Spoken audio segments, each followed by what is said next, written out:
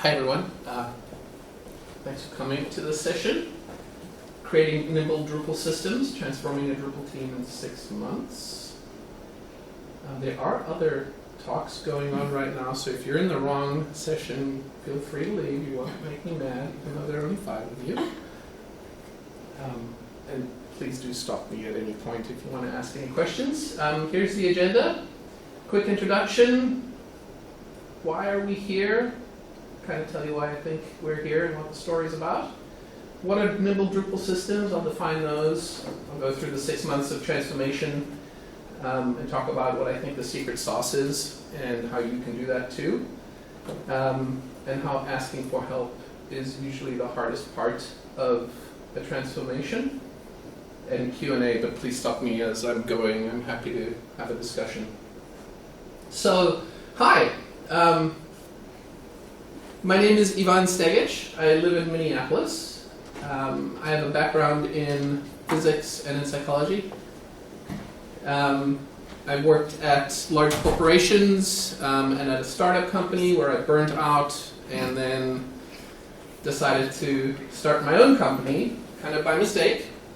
I've been tinkering with Drupal since 2007, which is when I started 10.7, and I serve as the CEO.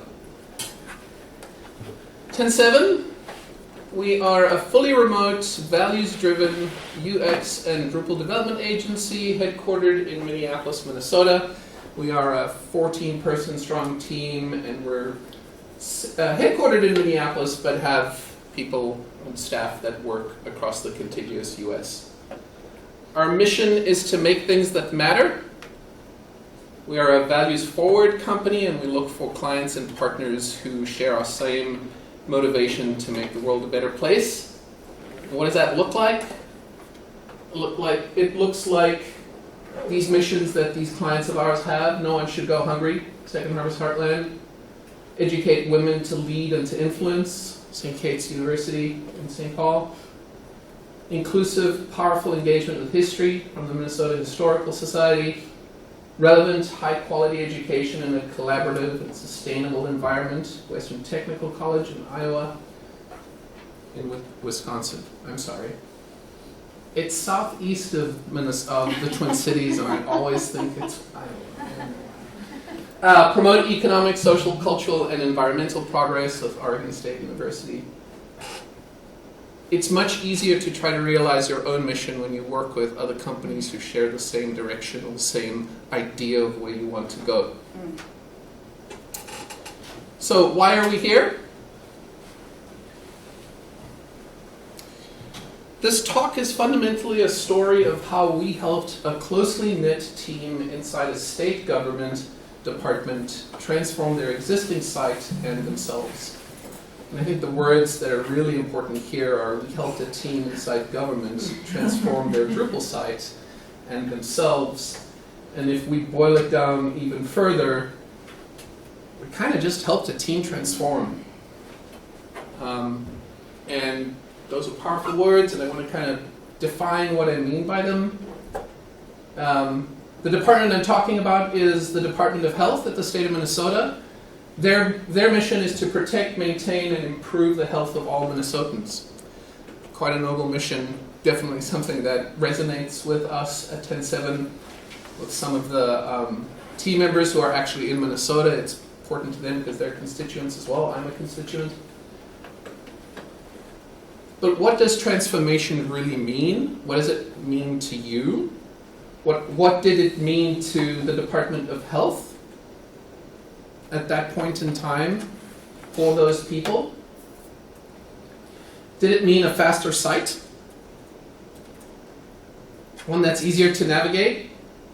Or maybe easier to update? Did transformation mean one that's more secure? That pays attention to accessibility? Pays attention to accessibility. Did it mean a team that knows more about Drupal, or works faster, or closer? Did it mean a team that has empathy? Does it mean all of those things? if I take a step back and I think about what improvement is a continuum and involves conscious iteration. We're never going to be improved. We're never going to get there, but we can always have the ability to get better in something. Maybe faster code, maybe an easier local setup, maybe meetings are faster, maybe people are nicer. Transformation then, the way I'd like to define it, is the sum of all of these improvements. So if you're going to transform, you have to make an effort to improve on a vast number of small things, and also continue to do so. So I think we have the transforming part of the title of the talk. Let's talk about Nimble Drupal systems. What do I actually mean? So let's try to define these things. So here's the dictionary definition of Nimble. Here's some of the words highlighted, kinda, but here's what I really want it to mean. Quick and light in action, Nimble. System, that should be pretty straightforward. Just a set of related things perceived as a whole. So Nimble Drupal systems are then quick, light, Drupal-related things that work together as a whole. And honestly, this can be anything that interacts with your Drupal site, including people, especially people, because we're all interacting with the site, whether we're a developer, support agent at Pantheon, a user, an administrator, we're all interacting with these sites. So let's talk about these 6 months of transformation. What's the secret sauce? If I take a step back and think about how this client became a client, how this partner became a client, they reached out for help. And they did so because they knew someone who knew someone who knew about us. And we happen to have a contract with the state of Minnesota. It's one of those master services agreements, so you get to be on a list, and if someone happens to find your name and they've heard of you or know someone, they get to, have the opportunity to reach out to us. So we welcome this. It's always awesome when it happens, right? So the first step is always asking for help, and that's what they did. They said, we need some help. The second step should always be leading with empathy. And that's part of how we try to realize our mission of making things that matter. Because there are people behind that request for help. And this is maybe something that's our mantra, but it's the secret sauce that I think anyone can implement. So if you approach a team transformation, a site transformation, any work you're doing by leading with empathy, you're going to have the same results that we had, I think. So what did the first month of this engagement look like? Well, we kicked off and we got started and we hit the ground running, right? Wrong. That's not what happens, ever. You have to start out with a contract, a statement of work. You have to get all those legal things out of the way. It always takes longer than you expect. Be mindful, that's one of our values. Plan for the additional time. It's empathetic, expect it. They are also eager to get working. Try to have that understanding. So after the contract and the SOW, we have to get access to things. Of course, that just takes a couple hours, right? We'll share credentials with you in the 1Password vault and off you go. No, there's multi-factor authentication and VPNs and credentials, and I know you have to talk to state IT because you have to get an account, but you have to get an email address that doesn't work because you're not really an employee, and there's all these things, right? Empathy takes time. So those first 6 months, the first month is really just getting started. So finally, after the first month, we're ready to go. This was their team's first Drupal site. They came to us with the Drupal site and wanted help. So this wasn't a question of, hey, we're thinking about developing a site, please make it for us. It was, here's a Drupal 9 site. We did our best. Can you help us do even better? Prior to the Drupal site, they migrated from something called Lucy, which I actually don't really know what it is. I think it's a Java container that runs Cold Fusion, because they couldn't run the Cold Fusion site that they had before that. And all of the content from this Cold Fusion site went into the Lucy site, went into the Drupal site. And it all happened over the period of 3 years with COVID. With the Department of Health that also, by the way, had to provide information about where to get vaccines and deal with COVID and all of the things that... So knowing this about the history of the client and knowing this about them engenders empathy, and you have to keep this in mind when you're helping them. So what did the second month or so look like? Listening, learning, discovering. We did a lot of listening. Once we got access and once we could kick off with meetings, there were many walkthroughs. They discovered things they didn't know, as did we. One of our values is be a team. That means being a team internally. It means being a team of partners. It means being a team of clients. You're all heading towards the same goal. After we did all this listening, learning, and discovering, we did some audits. We did a technical audit. Where are you hosted? How do you get code to the production server? How does a local developer get a site up and running? What does the user experience look like? Is it easy to find? Is it easy to find the thing you need as a user? What's the accessibility on the site? We did 3 audits. And I think, a third value of ours is be mindful. That's very clearly like doing the audit. You want to be mindful of what you have and who your users are. Of course, there were still access issues in the second month. There will always be access issues because things stop working sometimes. They expire. You need to change a password. Remember to lead with empathy. And once we had gone through this process in the second month, we came back with recommendations. Reports, priorities, a roadmap, and an amazing team that wanted to iterate and didn't have improvement as a final deliverable, but iterative, continuous changes. So the first 2 months of that 6-month engagement were really prep. So for the remaining 4 months, we slowly improved many little things. We were conscious of being empathetic in every line of code, in every meeting, in every interaction. And we also consciously modeled behavior. If you're able to show that you're empathetic and you understand and you use words that are accepting and that you're vulnerable, that flows through the client, that flows through the team as well. Modeling that behavior is important. It's not just okay to talk about it. The rest of the 4 months, what did that look like? I'm going to get into a little bit more of the details here. We try to be inclusive at all stages of the engagement. The check-ins are regular. Don't miss them. If you set them at a week and you have them every week, have them every week. Even though it's just 5 minutes and there's nothing to talk about, it's nice to connect. Record them if you can.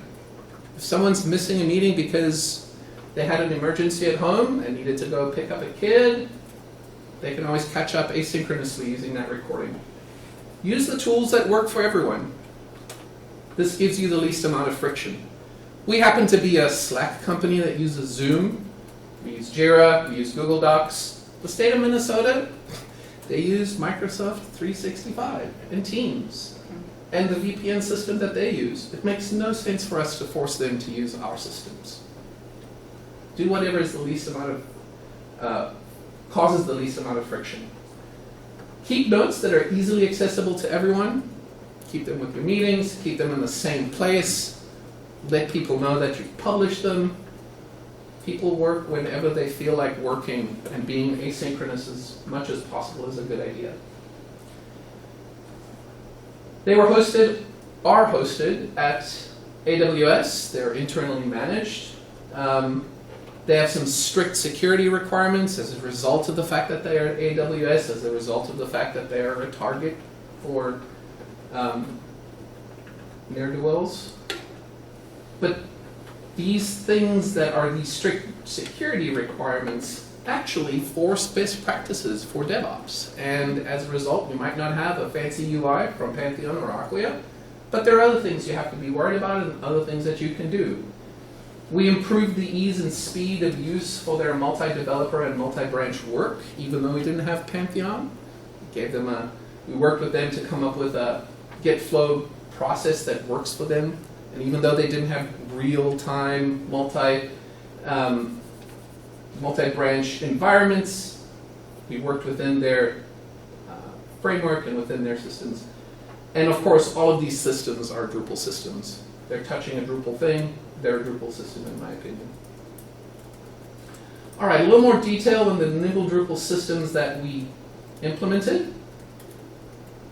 We updated their build pipeline so that we were keeping in minutes security requirements.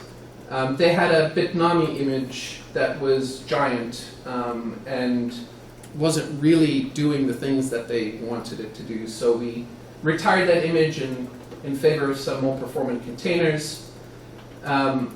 We scaled their Drupal deployment at AWS with the idea that they needed to have a local environment as well. And so we deployed Flight Deck, which is a local set of containers, Docker containers, a minimal set, so that was easy to scale up.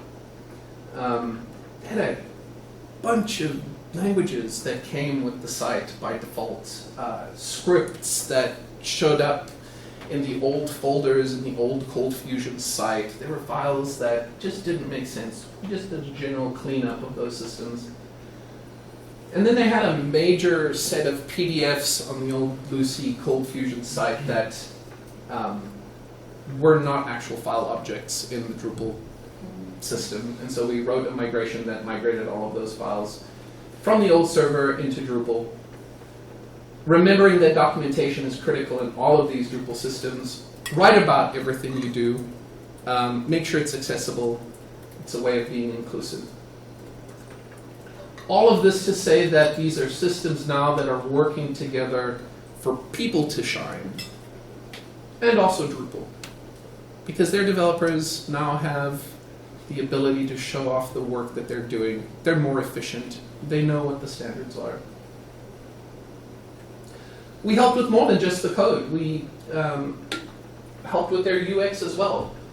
You can imagine that coming from a Cold Fusion site, there aren't really things like blocks that you can drop in areas on pages with certain URLs. They had search elements that weren't sticky, so we made them sticky. We created custom blocks to standardize their call to actions globally so that they didn't have to go to every single page to make a change to an alert. We updated and streamlined their accordion usage and standardized it so that they could just drop in those paragraphs wherever they needed to. We did basic things like aligning their font usage across the site so that they were consistent with brand standards. We reviewed their hierarchy of those fonts as well and improved it so that it was more legible. We also helped them with their content moderation strategy.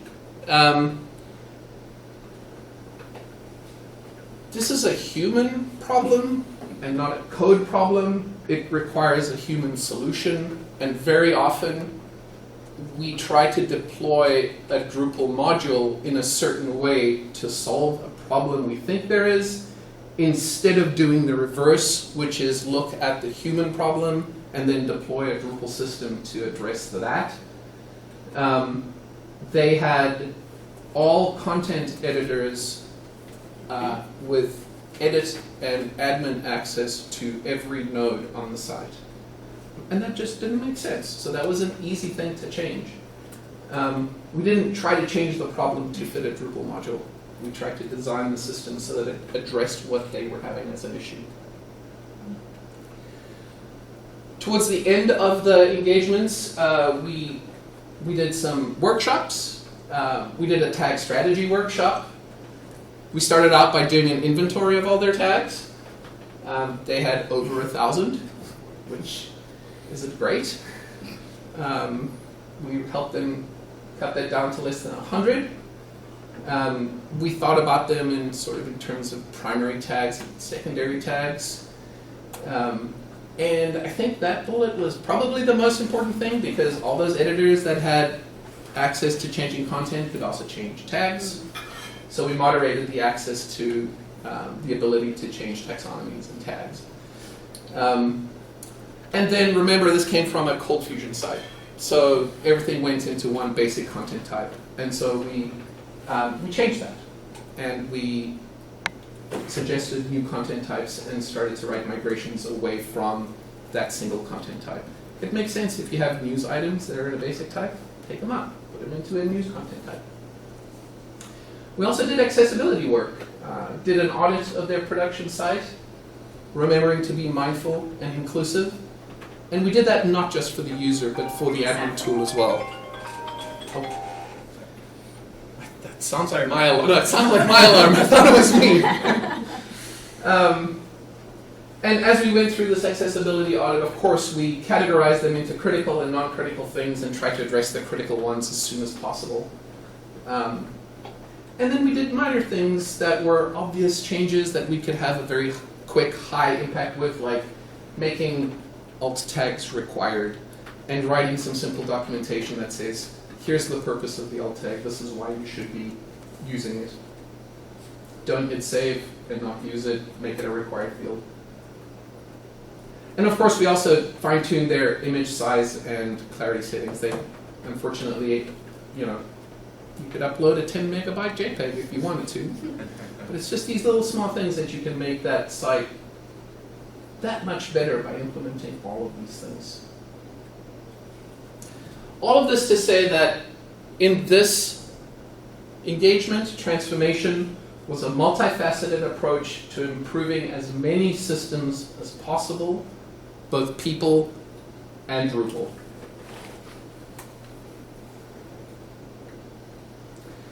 So the last part of this is asking for help. It's often really hard to do for a number of reasons. Here are some of the reasons I've seen. It just didn't occur to me. You're on a team internally, maybe you don't feel like you're on an island, you don't have another developer to work with. Don't forget there's a community. The more eyes we have on things, the better off we're going to be. Ask for help. I would be embarrassed if I showed my code. Lead with empathy. We've all been there. Those people that are in senior positions were junior once. They were also writing code that maybe was unvetted and self-taught. It's okay, show your code. Lead with empathy. It's hard because I don't even know if I can afford it. You can probably afford it. Even if it's just a short engagement with an agency to do an audit, to set you up so that you can hit the ground running, it doesn't have to be a multi-million-dollar engagement. The misconception that it's so bad, we just need to start from scratch, right? Something costs here. Like, we just need a new site. You probably don't. There's likely lots we can do with what you have without having to start from scratch. And then my favorite, least favorite, bureaucracy. I can't ask because I need to go through an RFP process. We have to have a competitive bid. Yeah, you might not actually. Like, there are a lot of organizations that think they need to go through an RFP but don't realize that they already have a contract in place with maybe even the agency they want to work with. And a good example of that is most public universities in the United States are public, and that means that they are somehow related to the state they're in. They're somehow funded. Most states in the US have a contract with a company like Carahsoft, or I can't remember what the competitor is. I know Carahsoft. Carahsoft is a services company, and the states have these contracts so that they can buy 5,000 brooms and a fleet of cars, but also professional services. And most people don't know that, and those contracts are existent, and universities can leverage them if they want to. So you might be able to buy from Pantheon through that contract without putting an RFP out for hosting. You might be able to work with 10.7 because we have a contract with Carasoft without putting an RFP out. So there's lots of ways to get that done. And that's it. Thank you. I am deeply grateful to everyone that volunteers at all of these camps and in the Drupal community. Without all of you, this would not be possible. I could not have started a company. There wouldn't be people working on projects across the US. And for that, I'm very thankful. And I'd love to open it up to questions if you have any. I have a question. Yeah. You mentioned providing notes for meetings and recordings. I'm curious what you guys use for note-taking and how you provide those. Yeah, that's an internal struggle we've had for the last few years, That's actually. Yeah,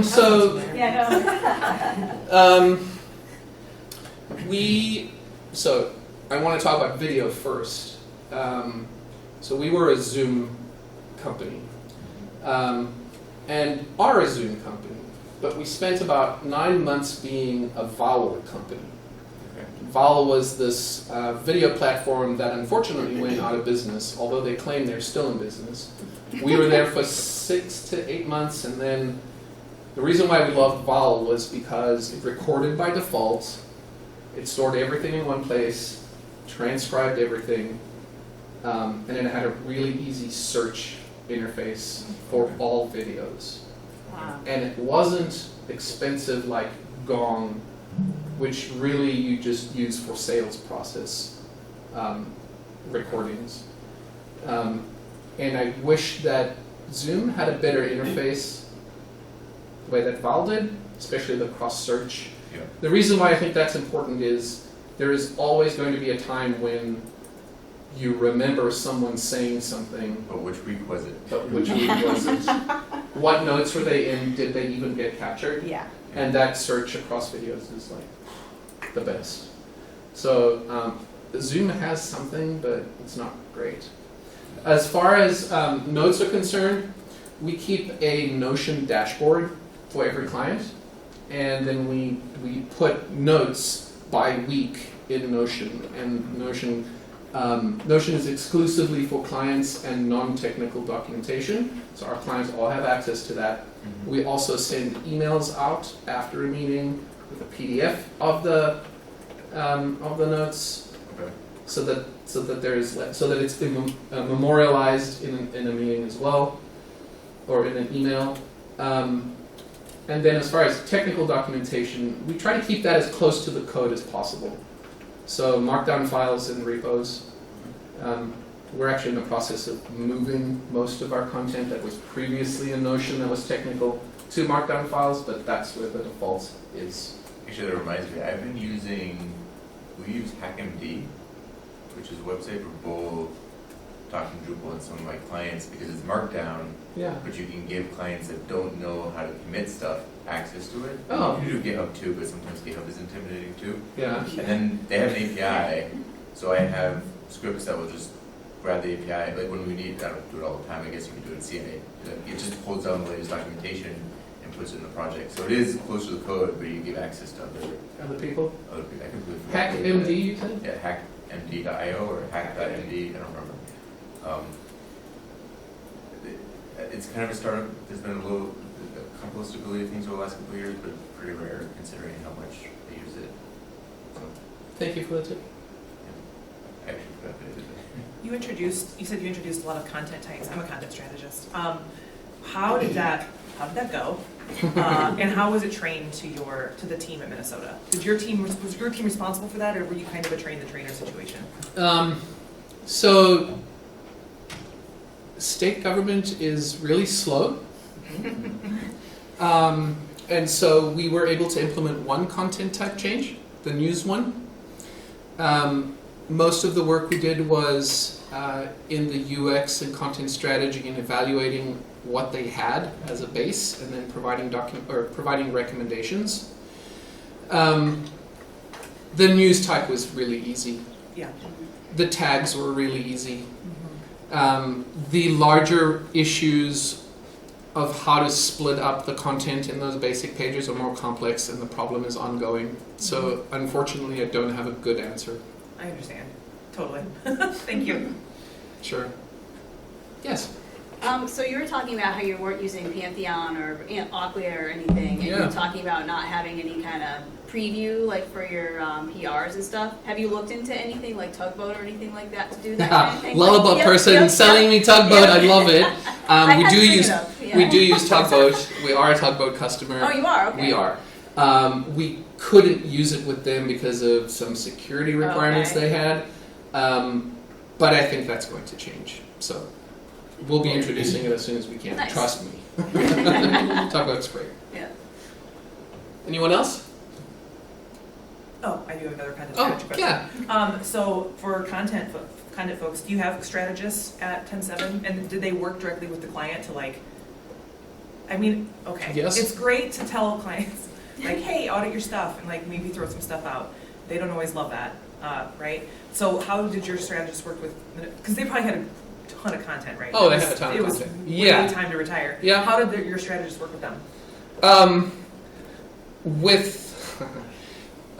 First of all, we do an export of the Drupal database, and we use spreadsheets, and we mark every single page in a hierarchy that is either existing or that we would like to see. Yep. Typically it's existing. And then our strategist will go through every single page and say, okay, this looks like it's never been used before, because we'll also join that information with Google Analytics info. And so we will make a first pass at recommending what content needs to be culled, what needs to be rewritten, what needs to be added, but they're just recommendations. Yeah, right. And usually we like to try to get to 50% content removal, like that's the goal. That's a good goal. Never get, like, it's hard to get there. And then those kind of, the content strategist will spend time with the client going through them. It is hard though, yes. Yeah. Can you explain that? Why is that a good rule of thumb? I don't know why that's a rule of thumb. I It's get just been like 50% for as long as I can remember. It's usually just because, I don't know, statistically, you end up, depending on when you've last redesigned, you end up with a lot of rot content, which is like redundant, outdated, and trivial. And so that just takes up space, it confuses users and search results, and so by going, what do we absolutely need, usually you can cut 50%. Wow. That's kind of like a pretty common rule in the That's so content strategy community. And sometimes it's just as much as like, you have news that's 10 years old on the site, you probably don't need that, and it's probably incorrect now. Like, Right. so some of it just ends up getting stuck Outdated there. stuff. Yeah, it's just Yeah. really outdated. Yeah. One of our clients is the Minnesota Historical Society. Oh boy. That is not a rule that right. It's I all like about archives. That's okay. Well, thank you all for coming. It was nice talking to you. Thank you for the questions, and we'll see you around camp. And please go to Whitney's keynote, Yeah. and I will press the stop.